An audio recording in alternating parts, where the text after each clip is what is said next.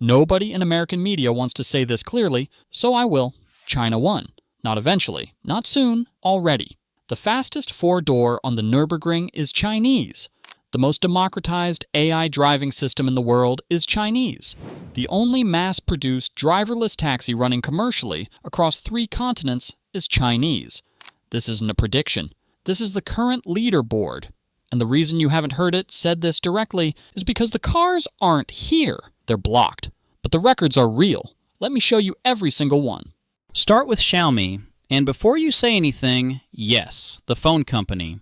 The same company that makes your Mi Band, your smart TV, your vacuum cleaner that maps your apartment while you sleep, that Xiaomi. They showed up to the supercar conversation in 2025, and they didn't just join it, they ended it. The Xiaomi SU7 Ultra is a 4-door sedan with 1,548 horsepower, 3 electric motors, 2 V8s in the rear, a V6 up front, total torque that would make most supercar engineers quietly update their resumes. 0 to 100 kilometers per hour in 1.98 seconds. That's not a misprint. That's faster than a Bugatti Chiron.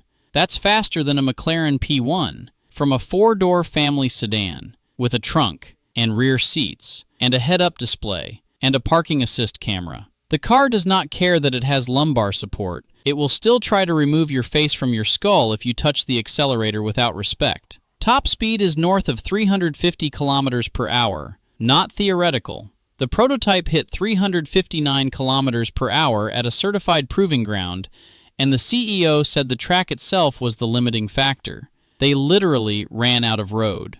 And then, in April 2025, they took it to the Nürburgring Nordschleife, the most brutal, unforgiving, most scrutinized piece of tarmac on Earth, and lapped it in 7 minutes, 4 seconds. That lap time beats the Rimac Nevera, one of the most exclusive and expensive electric hypercars ever built. It beats every version of the Porsche Taycan.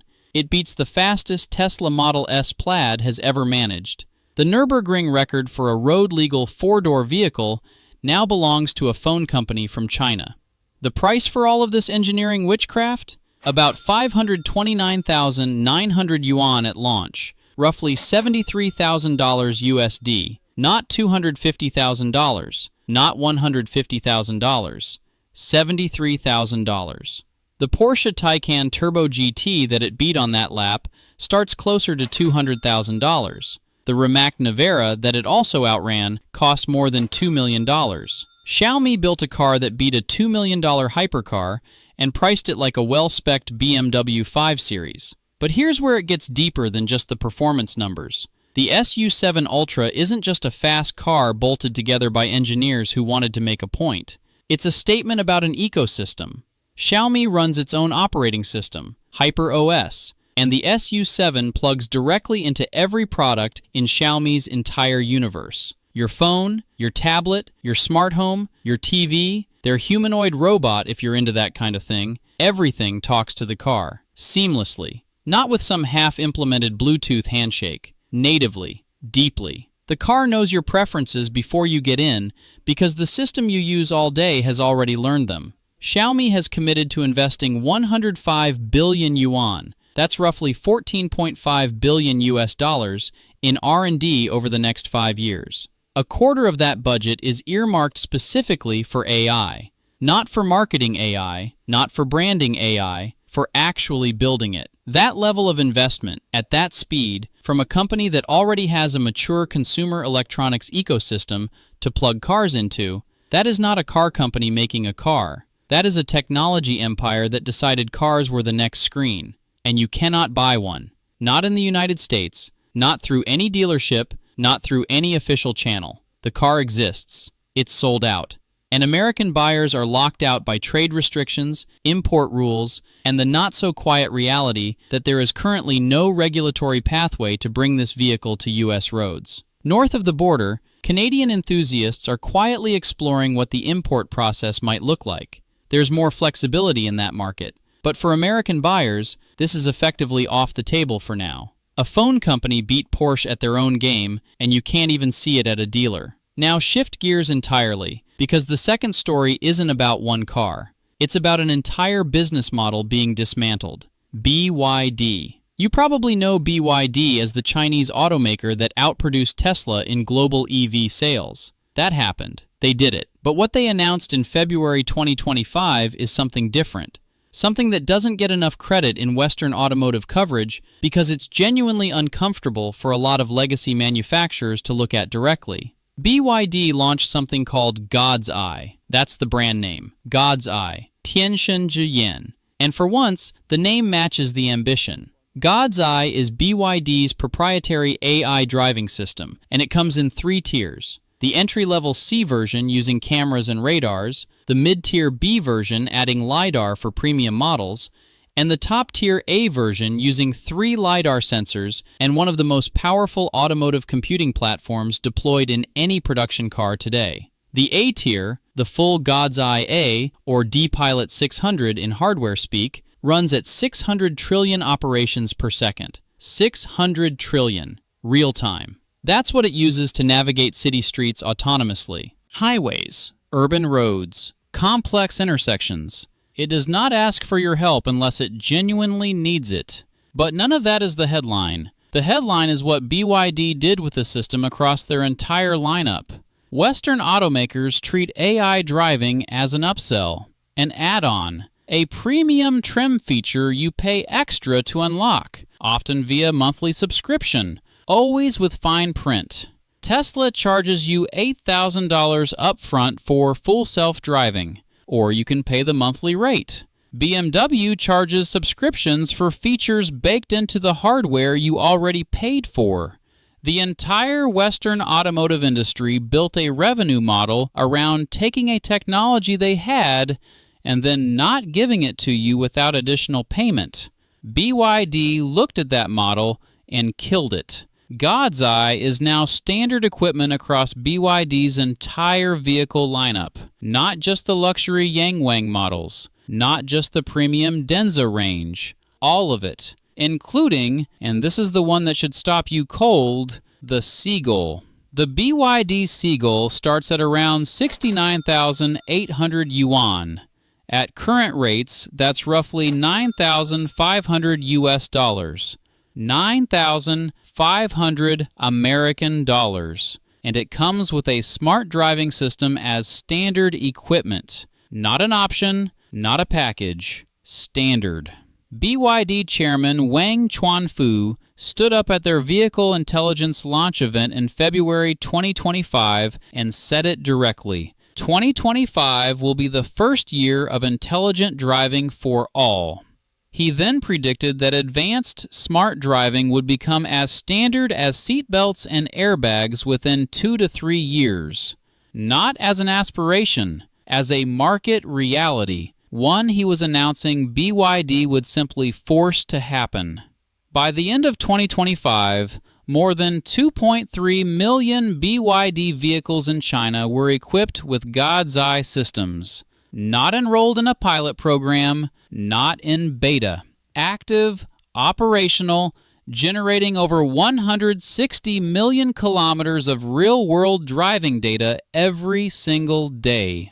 That data feeds back into the system. The more cars, the smarter the system. The smarter the system, the more cars people want. It's a data flywheel at a scale Western automakers simply have not matched.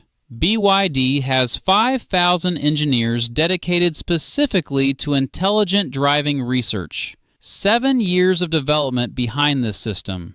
DeepSeek AI, the same AI software that rattled Silicon Valley when it launched, integrated directly into their vehicles. Multiple analysts have estimated that BYD currently holds a 3 to 5 year technology advantage over their Western counterparts in terms of AI driving deployment at scale.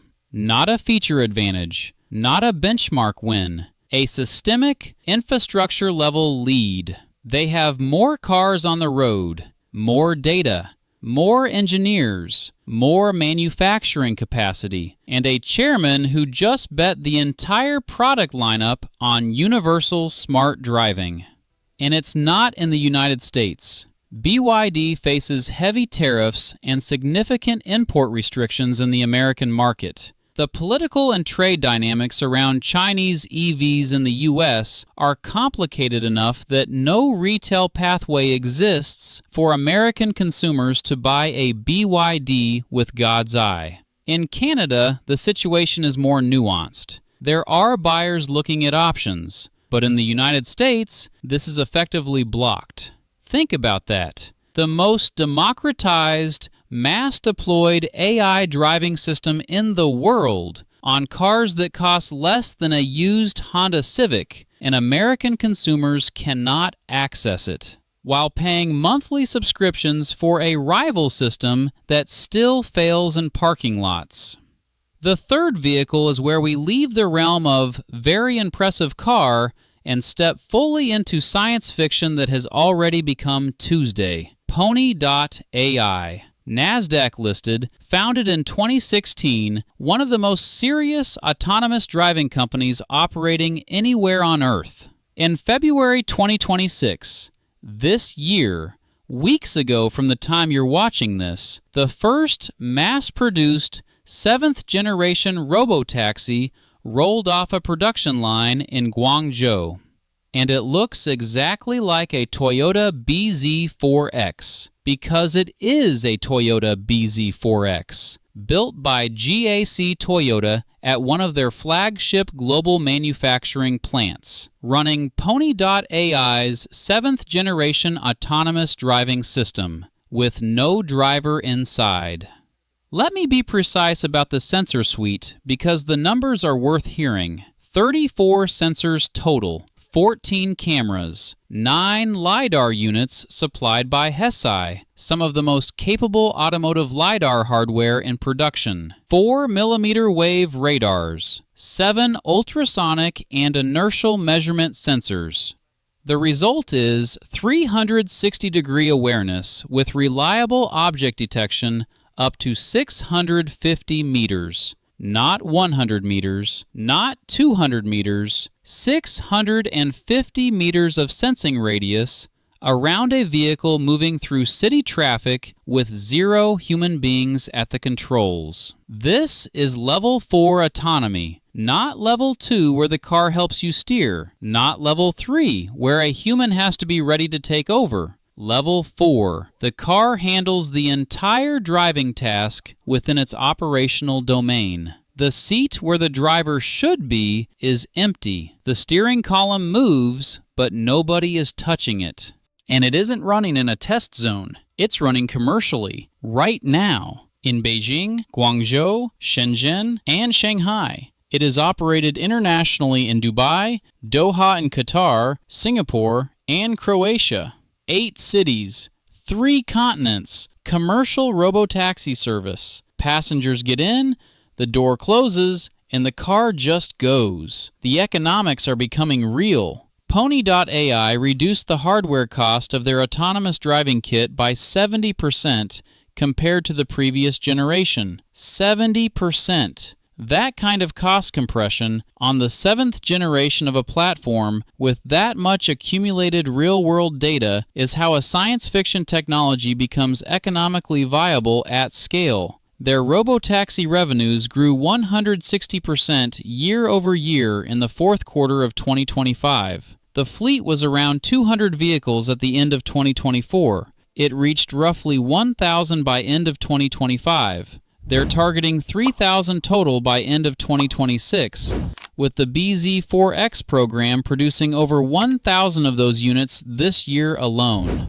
They intend to have 100,000 vehicles by 2030, 100,000 driverless taxis. Now think about the passenger experience for a moment, because that's where this becomes genuinely disorienting in the best way. You open the app, you request a ride, the car arrives. You unlock it with Bluetooth. The car knows you're there. You get in. There's nobody sitting in the front. The steering wheel moves through an intersection all on its own. The car merges into traffic, reads the lights, navigates pedestrians, adjusts its speed, all of it. And you're sitting in the back seat watching it happen. Pre-trip climate control has already set the temperature you prefer. There's music. Voice interaction if you want it. Smooth acceleration profiles designed specifically to reduce motion sickness. The system has been engineered to feel less like a machine and more like a calm, competent driver who never gets tired, never checks their phone, and never takes a bad route because their ex lives on it. The partnership between Pony.ai and Toyota is not accidental. Toyota invested $400 million in Pony.ai back in 2020. This is a 7-year collaboration with shared engineering resources, shared manufacturing infrastructure, and the Toyota production system, one of the most quality-controlled manufacturing methodologies ever developed, applied to the production of autonomous vehicles. This isn't a startup bolting sensors onto a car in a warehouse. This is industrial-scale, Toyota-quality, mass-produced robotaxi production, already happening. And there is currently no regulatory approval pathway in the United States for this vehicle. American regulators have not cleared a Chinese autonomous driving platform for public commercial robotaxi service. The political environment around Chinese technology in American transportation infrastructure is not moving toward openness. It's moving the other direction. Meanwhile, Pony.ai is expanding into Europe through a partnership with Stellantis and Bolt. They are moving outward. The U.S. is not on the expansion map. Now step back and look at all three of these things together, because that context is everything. In the United States, Waymo is operating a genuine, impressive robotaxi service in a handful of cities. That's real, and it's worth acknowledging. But Waymo's hardware costs are enormous, their scaling has been slow, and their geographic expansion has been painstaking. GM Cruise, remember them? They were going to revolutionize autonomous driving. They suspended their robotaxi program entirely after a serious incident in 2023 and have been rebuilding ever since. Ford discontinued its Argo AI investment. Blue Cruise is a level 2 hands-on system that requires eye tracking to confirm you're paying attention. Tesla FSD is still, years into its existence, technically supervised, meaning you, the driver, remain legally responsible at all times for what the car does. Meanwhile, China deployed 2.3 million AI-equipped vehicles in a single year, launched a $9,500 car with smart driving standard, put a phone company car on top of the Nürburgring rankings, and started mass-producing fully driverless taxis in a Toyota factory. The gap is not closing. The gap is growing. For American consumers, this is a peculiar kind of frustration, watching technology that actually works exist and operate and improve in real time in the hands of real passengers in real cities and having zero legal access to it. Not because the technology is unsafe, not because the technology is unproven, because trade policy, tariffs, and regulatory paralysis have effectively quarantined the most interesting vehicles on the planet away from the market that arguably talks about automotive innovation the most. North of the border, Canadian buyers are already looking at what their import flexibility actually allows. The regulatory framework there is different, and for certain vehicles, a determined buyer with patience and a good customs lawyer can navigate paths that simply don't exist in the U.S. market. That gap in accessibility between two neighboring countries is itself a story worth watching. Here is what this all amounts to. The automotive industry told you that AI driving was hard, that it took decades to develop, that it required subscriptions and premium trims and careful, patient rollout because safety demanded it. And maybe some of that was true once, but a phone company just lapped every supercar on the Nürburgring for $73,000. A battery manufacturer just put AI driving on a $9,500 vehicle and called it standard equipment. And a robotaxi with no driver is running commercially in 8 cities on 3 continents right now, with Toyota's name on the door and a 70% cost reduction on the hardware in its second full year of mass production. The future didn't wait for Western automakers to figure out their subscription pricing model. It launched, it's running, it set records, it's picking up passengers, and the country that talks most loudly about technological leadership cannot buy a single one of these vehicles through official channels. That's not a prediction. That's not a warning. That's the current status. Today, right now. The world already moved, and the question isn't whether these technologies will reshape global transportation. They already are. The only question left is which markets will be inside that future and which ones will spend the next decade paying monthly fees to sit in traffic with a car that panics at shadows. The race was already run. The podium already has names on it, and none of them are from Detroit.